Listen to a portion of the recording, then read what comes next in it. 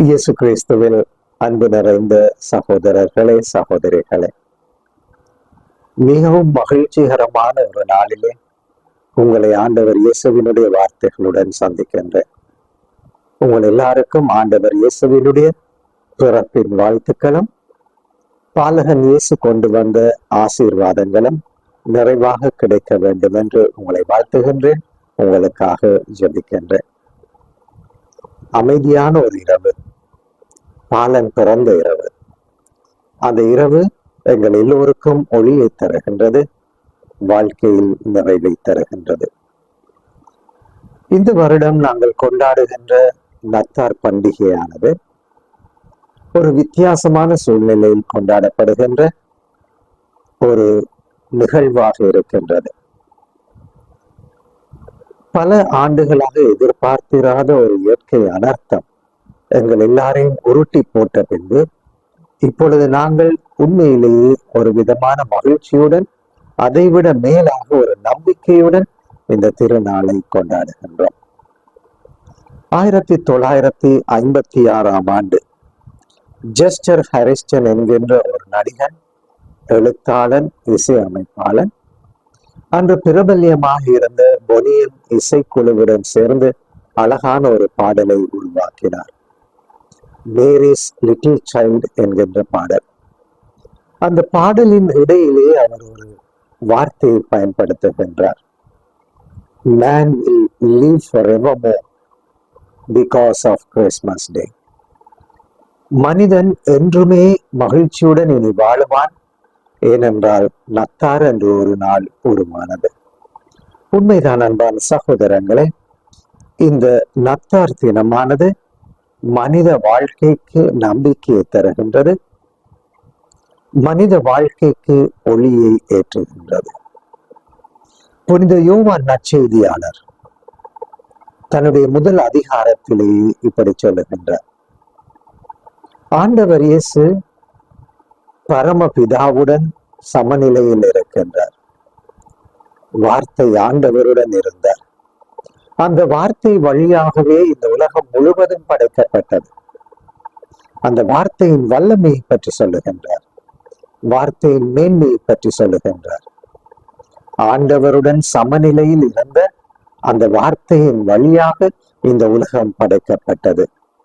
வல்லமையின் ஆண்டவர், வல்லமை நிறைந்த வார்த்தை நத்தார் தினத்தன்று எங்களிடையே குடிகொண்டது. யோவான் நற்செய்தி 1 அதிகாரம் 14 வல்லமை உள்ள வார்த்தை எங்களுடன் குடிகொண்டது. எதற்காக என்று சொன்னால், இருளில் வாழ்ந்து கொண்டிருந்த மக்களுக்கு ஒளியை தருவதற்காக, தடுமாற்றத்தில் வாழ்ந்து கொண்டிருந்தவர்களுக்கு நம்பிக்கையை தருவதற்காக. அன்பான சகோதரங்களை, இந்த வருடம் நத்தாரும் அதற்காகத்தான். இனிமேல் இருளில் வாழ்ந்த மனிதர்கள் ஒளியை காணப்போகின்றார்கள், தடுமாற்றத்தில் இருந்தவர்கள் நம்பிக்கையை காணப்போகின்றார்கள். இந்த உலகம் இனிமேல் வாழும், ஏனென்றால் நத்தார் தினத்தினால். இந்த நம்பிக்கையை நாங்கள் புரிந்து கொள்வதற்கு 1223 ஆண்டுக்கு உங்களை நான் அழைத்து செல்ல ஆசைப்படுகின்றேன். 1223 ஆண்டு புனித பிரான்சிஸ் அசிசியார் முதலாவது கிறிஸ்துமஸ் குடிலை உருவாக்கினார், நத்தார் குடில். அந்த நத்தார் குடிலானது உயிருள்ள ஜீவன்களை கொண்டு அமைக்கப்பட்டது. உயிருள்ள மனிதர்கள், உயிருள்ள விலங்குகள், இவற்றை கொண்டு அமைக்கப்பட்டது. அந்த குடிலை அமைத்து முடித்த பிறகு அந்த குடிலின் முன்னால் நின்று ஜெபிக்கின்ற நேரத்தில் புனித பிரான்சிஸ் அசிசியார் கண்ணீர் விடுகின்றார். சுற்றி இருந்தவர்களுக்கு பெரிய ஆச்சரியம். எதற்காக இந்த மகிழ்ச்சியான நேரத்தில் இவர் அழுகின்றார் என்று பார்த்து அவரை பார்த்து கேட்பார்கள், பிரான்சிஸ் அவர்களை எதற்காக அழுகின்றீர்கள்? அதற்கு அவர் சொல்லுவார், ஆண்டவரின் எளிமையை பார்க்கின்ற பொழுது எனக்கு ஆனந்தத்தினால் இந்த கண்ணீர் வருகின்றது என்று சொல்லுவார். ஒரே வார்த்தையினால் இந்த உலகத்தை உருவாக்கியவர், முழு உலகத்தையுமே தன்னுடைய கரங்களில் வைத்திருக்கின்றவர், உலகத்தின் அசைவுகளை எல்லாம் தீர்மானிக்கின்ற ஆண்டவரை பாருங்கள். ஒரு சின்ன குழந்தையாக எங்கள் மத்தியிலே வந்து பிறந்திருக்கின்றார். அவரினுடைய எளிமையை பார்க்கின்ற பொழுது எனக்கு அழுவதை தவிர வேறொன்றும் தெரியவில்லை. இந்த எளிமை எங்களுக்கு சொல்லுகின்ற ஒரு செய்தி என்னது தெரியுமா? இந்த உலகத்தை படைத்து இந்த உலகத்தை ஆளுகின்ற, உலகத்தின் அசைவுகளை எல்லாம் தன்னுடைய கரங்களில் வைத்திருக்கின்றவர் எங்களினுடைய உதவியை எதிர்பார்த்திருக்கின்ற ஒரு குழந்தையாக வந்திருக்கின்றாரே, அவர் எவ்வளவு மேலானவர். இந்த எளிமை எங்களுக்கு சொல்லுகின்ற செய்தி என்னவென்றால், ஆண்டவர் என்னை அன்பு செய்வதற்காக எல்லாவற்றையுமே இழப்பதற்கு தயாராக இருக்கின்றார். அந்த இழப்பின் அடையாளம்தான், அன்பின் அடையாளம்தான் ஆண்டவர் இயேசுவினுடைய பிறப்பு என்று சொல்லுவார். புனித தெரேசாள், கல்கட்டா தெரேசாள் சொல்லுவார், நான் ஆண்டவர் இந்த உலகத்திற்கு எழுதுகின்ற அன்பின் கடிதமாக இருக்க ஆசைப்படுகின்றேன் என்று சொல்லுவார்.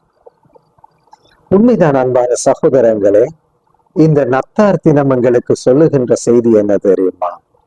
ஆண்டவர் இயேசு வழியாக பரம தந்தை ஒரு அன்பின் செய்தியை எங்களுக்கு அனுப்புகின்றார். அந்த அன்பின் செய்தி, அன்பின் மடல் வார்த்தைகளினால் எழுதப்பட்டது அல்ல, காகிதத்தில் எழுதப்பட்டது அல்ல, பேனாவினால் பென்சிலினால் எழுதப்பட்டது அல்ல, மாறாக உயிருள்ள சதையினால், உயிர் துடிப்புள்ள இரத்தத்தினால் எழுதப்பட்ட ஒரு கடிதம். இதுதான் நத்தார் எங்களுக்கு தருகின்ற ஒரு செய்தியாக இருக்கின்றது. புனித பிரான்சிஸ் அசிசியார் 1223 உணர்ந்ததை போன்று இன்றைக்கு இயேசு எங்கள் மத்தியிலே பிறக்கின்றார். அந்த இயேசு என்னை எதிர்பார்த்து பிறக்கின்றார், என்னுடைய பராமரிப்பை எதிர்பார்த்து பிறக்கின்றார். அவ்வளவு எளிமையான ஒரு குழந்தையாக ஆண்டவர் இயேசு எங்கள் மத்தியிலே பிறக்கின்றார். அந்த இயேசுவை இன்றைக்கு நீங்களும் நானும் பராமரிக்க தயாரா அன்பான சகோதரங்களே? என்னை பொறுத்தவரையில் இந்த வருடம் நாங்கள் கொண்டாட வேண்டிய நத்தார் பண்டிகையானது ஆடம்பரங்கள் இல்லாத எளிமையான ஆனால் சந்தோஷமான ஒரு கொண்டாட்டமாக இருக்க வேண்டும். அன்று இயேசு எதிர்பார்த்ததும் இதைத்தான், அன்று இயேசு செய்ததும் அதைத்தான். ஆடம்பரம் இல்லாத எளிமையான ஒரு கொண்டாட்டம். பரிசுத்த பாப்பரசர் பிரான்சிஸ் ஒரு தடவை இப்படி சொன்னார், நத்தார் கொண்டாட்டங்கள் எல்லாம் எளிமையானதாக இருக்க வேண்டும், ஆடம்பரங்கள் அற்றதாக இருக்க வேண்டும். அப்படி இருக்க வேண்டும் என்றால் நாங்கள் இன்றைக்கு கொண்டாட வேண்டிய நத்தார் என்னது தெரியுமா?